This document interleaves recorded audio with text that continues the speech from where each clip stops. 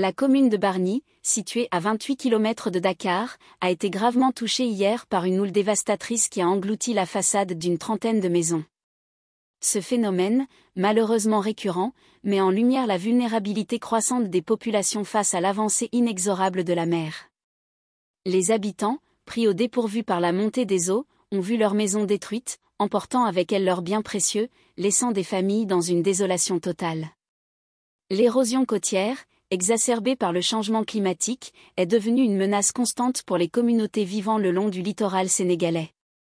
Avec ses 700 km de côte, le Sénégal est particulièrement exposé à ce fléau.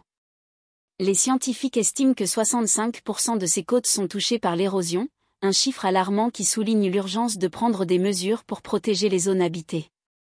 À Bargny, la situation est critique, les habitants vivent dans la peur constante de voir leurs maisons disparaître sous les eaux, tandis que les infrastructures locales peinent à résister à la force des vagues.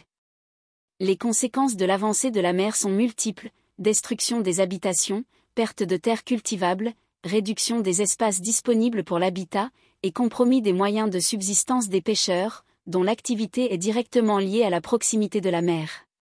De plus, les inondations fréquentes augmentent les risques sanitaires, avec la contamination des sources d'eau potable et l'accumulation de déchets.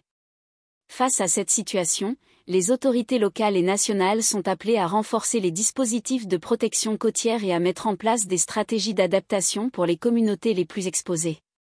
La houle qui s'est abattue sur Bargny n'est pas un phénomène isolé, mais fait partie d'une dégradation environnementale plus large qui affecte l'ensemble du littoral atlantique.